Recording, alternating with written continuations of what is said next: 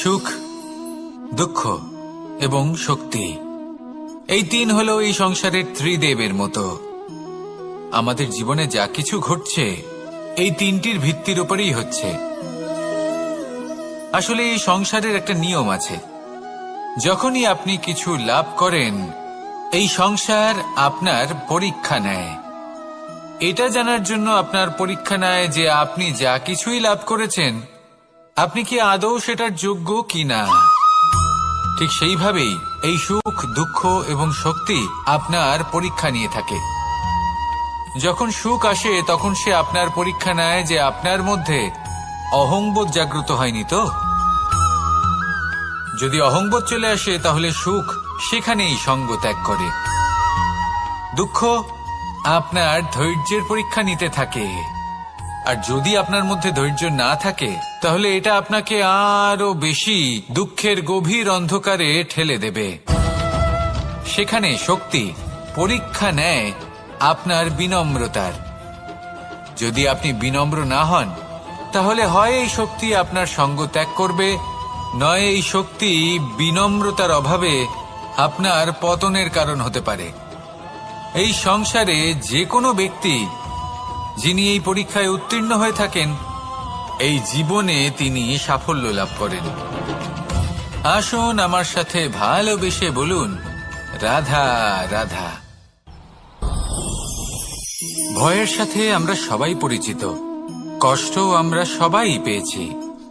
কখনো কখনো আমরা অসুস্থ হয়ে পড়ি, আর এমন সময় হলে মাতার মমতা, কখনো বাবার স্নেহ, কখনো বন্ধুদের পাশে থাকার অনুভূতি আমাদের রোগ নিরাময়ে সাহায্য করে। কখনো যদি আমরা নিরাশ হয়ে পড়ি, তখন যদি আমাদের কোনো আপনজন আমাদের দুটো ভালো কথা বলে তখন আমাদের মনোবল বেড়ে যায়।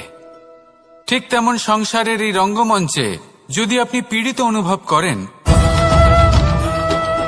কিছু শুভ কথা আলোচনা করুন, কিছু স্তুতি গান করুন, কিছু মুহূর্তের জন্য হলেও নিজের ইষ্টদেবের কথা স্মরণ করুন আর প্রার্থনা করুন। সাহস বাড়বে, শক্তিও বৃদ্ধি পাবে এবং সামনে এগিয়ে চলার পথও দেখতে পাবেন। তখন এই মন প্রসন্ন হয়ে বলবে, রাধা রাধা। এই সংসারে কখনো কোনো ব্যক্তিকে তার বাইরের পোশাক দেখে বিচার করার চেষ্টা করবেন না, এটা খুব বড় ভুল করবেন। যেমন আমরা জীবনে অনেক সময় এমন করি, ধরুন কোথাও একটা গাছ দেখলাম, খুব বিশাল আকারের একটা গাছ, যেটা মাটির থেকে অনেক উঁচুতে পৌঁছে গেছে, যার বিশাল শাখা আছে। সেগুলো দেখে আমরা ভাবি যে এই গাছে হয়তো কত সুস্বাদু ফল আছে, আমরা সেই গাছের পরিচর্যা করতে থাকি। আবার অন্যদিকে হলো একটি তৃণ, যেটা মাটি থেকে কিছুটা উঁচুতে পৌঁছেছে, কিন্তু সেই তৃণর নিচে, মাটির নিচে অত্যন্ত সুস্বাদু ফল বা সবজি জন্ম নেয়, যা আমাদের স্বাস্থ্যের পক্ষে অত্যন্ত উপকারী। সেই জন্য কখনো আবরণ দেখে কাউকে বিচার করতে চেষ্টা করবেন না। তার বদলে এটা বোঝার চেষ্টা করুন যে আপনার সামনে যে ব্যক্তি আছে বা বস্তু আছে তার বিশেষত্ব কি। যদি এই বিশেষত্ব বোঝার ক্ষমতা আপনি অর্জন করেন, যদি এই শিল্প আপনি নিজের ভেতরে জাগ্রত করেন, তাহলে এই সংসারে বিশেষত্ব কি সেটা আপনি জানতে পারবেন। আর এই সমস্ত খেলা দৃষ্টি থেকে নয়, দৃষ্টিভঙ্গি থেকে জন্ম নেয়। দৃষ্টিভঙ্গি সবসময় শুভ রাখুন আর আমার সাথে ভালোবেসে বলুন, রাধা রাধা। যখন আমরা কোনো বনে প্রবেশ করি তখন এই সবুজ ঘাস দেখে, এই কোমল ঘাস দেখে আমাদের মন প্রফুল্ল হয়ে ওঠে। ভিন্ন ভিন্ন প্রজাতির ফুল, ভিন্ন ভিন্ন রঙের ফুল দেখে এই মন আনন্দে ভরে ওঠে। এখানে শিশুরা আনন্দ লাভ করে, বড়রা ভোজন গ্রহণ করেন, কথাবার্তা বলেন, হাঁটাহাঁটি করে বেড়ান। এবার ভেবে দেখুন, যখন এই উপবনের নির্মাণ হয়েছিল সেই সময় যদি এই মাটিকে সঠিকভাবে খনন না করা হতো, যদি তাতে সঠিকভাবে বীজ রোপণ না করা হতো, যদি কোনো সংঘর্ষ না হতো, পরিশ্রম না করা হতো, যদি চলতে চলতে পায়ে কাঁটা না বিঁধে যেত, তাহলে এই সুন্দর বন দেখে আমরা কি এই আনন্দ লাভ করতে পারতাম? কখনোই নয়। ধরুন কোনো নদীর তটে সুন্দর একটি বন আছে, সেই বনের আনন্দ লাভ করতে গেলে আপনাকে সেই নদী পার করতেই হবে। যদি সুখের নদীর কাছে পৌঁছতে চান তাহলে তটে যে কাঁটা রয়েছে সেগুলোর সাথে সংঘর্ষ করতেই হবে। এই সংসারে যদি আপনি সুখ লাভ করতে চান তাহলে সুখ লাভের এই যাত্রা শুরু করতে হবে সংঘর্ষ দ্বারা। তাহলে সংঘর্ষকে স্বাগত জানান, এর পেছনেই সুখ রয়েছে যা আপনার জন্য অপেক্ষা করছে। এবার হাসুন আর আমার সাথে ভালোবেসে বলুন রাধা, বলুন রাধা, বলুন রাধা। জীবনে কিছু শেখা অত্যন্ত গুরুত্বপূর্ণ। এবার কি কি শিখতে হবে সেই সব শেখানোর জন্য অনেক শিক্ষক রয়েছেন, কিন্তু কি শিখবেন না আর কি করবেন না এটা আমাদের নিজের অভিজ্ঞতা দিয়ে শিখতে হয়। কিন্তু তার মানে এটা নয় যে যদি আপনাকে শিখতে হয় যে আগুনের তাপ কতটা, আপনাকে আগুনের মধ্যে হাত দিতে হবে। না, অন্য কারোর অভিজ্ঞতা দ্বারাও শিখতে পারেন। প্রশ্ন শুধুমাত্র একটাই যে আপনি কি শিখতে চান নাকি চান না। যদি আপনি এটাই ভাবেন যে আমি শুধুই নিজের অভিজ্ঞতা দ্বারাই শিখতে চাই, তাহলে জীবনকাল ছোট মনে হবে, অনেক কিছুই শিখতে পারবেন না। তাই নিজের সাথে সাথে বড়দের অভিজ্ঞতা দ্বারাও শেখা শুরু করে দিন। এই সংসারের অভিজ্ঞতা দ্বারা শিখতে শুরু করে দিন। আর এটা নিশ্চিত রূপে শেখা আবশ্যক যে কখন কি করবেন না, কোথায় থামতে হবে আর কোথায় থামবেন না। তাহলে আসুন আর আমার সাথে ভালোবেসে বলুন রাধা রাধা। ভোজন। এবার ভোজন সংগ্রহ করার জন্য মানুষ কি না করেন, সব সময় চেষ্টা করতে থাকেন। ফসল উৎপাদনের জন্য অনেক পরিশ্রম করতে থাকেন, কিন্তু অনেক সময় অনেক পরিশ্রম করার পরেও ফসল ভালো উৎপাদন হয় না। এর কারণ কি?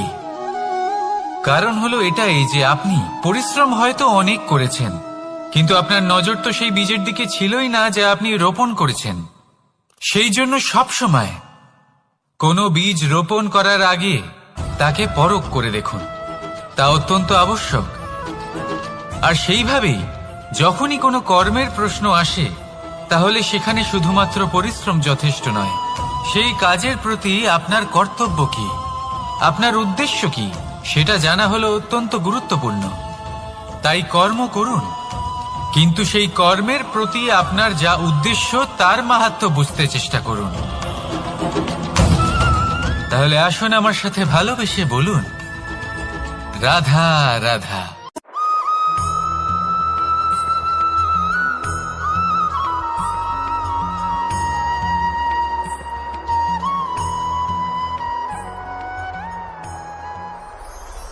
কখনো কখনো আমরা ভাবি যে কোনো ব্যক্তি যিনি ধর্মের পথে চলেছেন, যদি তার দ্বারা কোনো ভুল হয়ে থাকে তাহলে নিয়তি তাকে সেই মুহূর্তেই কঠোর শাস্তি দেন।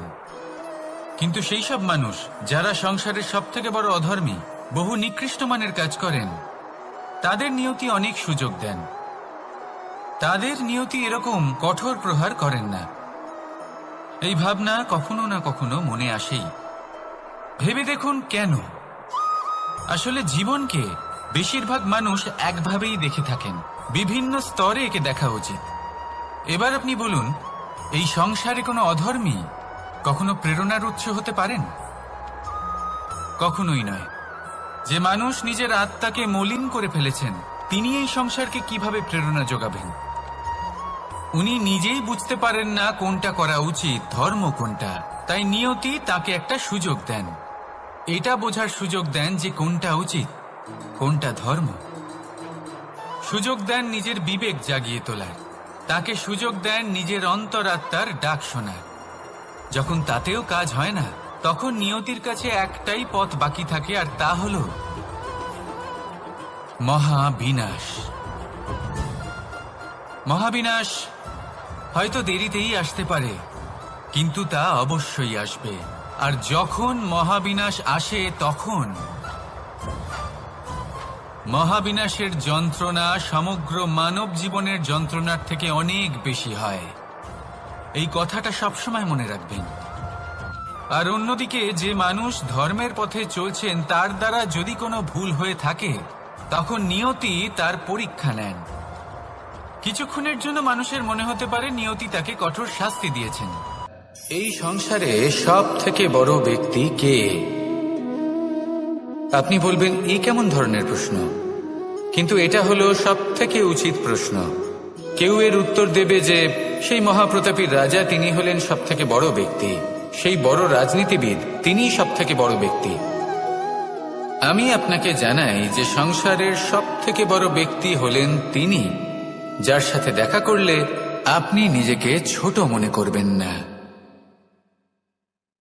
কোন ব্যক্তি যিনি সব থেকে বেশি শক্তিশালী, আপনি যদি তার সামনে যান তাহলে উনি আপনার অন্তরের শক্তিকে বাইরে বের করে আনবে, আপনার অন্তরের লুকিয়ে থাকা শক্তিকে জাগ্রত করতে প্রেরণা প্রদান করবে। তিনি হলেন বড় ব্যক্তি, তিনি হলেন মহান ব্যক্তি। তিনি নন যিনি নিজের বল এবং ঐশ্বর্য দ্বারা আপনাকে তার সামনে ছোট প্রমাণ করবেন। এবং সেই জন্য মহাদেব আমার আরাধ্য হলেন আমার খুব প্রিয়। কারণ রাজা হোক বা ফকির, কেউ যদি ওনার সামনে যান তাহলে সে নিজেকে ছোট মনে করেন না। আপনিও যদি জীবনে অনেক বড় হতে চান তাহলে কাউকে কখনো নিজেকে ছোট মনে করতে দেবেন না। তার অন্তরে বড় হয়ে ওঠার প্রেরণা প্রদান করুন। আসুন আমার সাথে ভালোবেসে বলুন, রাধা রাধা। এই সংসারের একটা নিয়ম আছে, বা বলতে পারেন লোকে তাই বলে, যে শক্তিশালী হয় সে শক্তিহীনকে নত করে দেয়। এমনটাই হয়, তাই না? আবশ্যক নয়। কখনো কখনো এমনও হয় একজন অসমর্থ ব্যক্তি সমর্থ ব্যক্তিকে নত করে দেন। এটা সম্ভব, এও হতে পারে।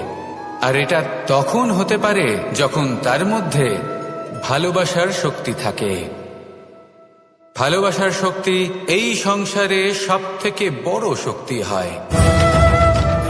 এই ভালোবাসার শক্তি দ্বারাই নির্ধন সুদামা আমাকে দিয়ে নিজের পা ধুইয়ে নিল, কিছু না বলেই, কিছু না চেয়েই।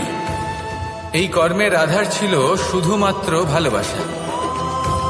খুব শক্তিশালী হয় এই ভালোবাসা। ভালোবাসার শক্তি দ্বারাই আপনি হিমালয় পর্বতকে নত করতে পারেন, তাহলে কি অসম্ভব হতে পারে?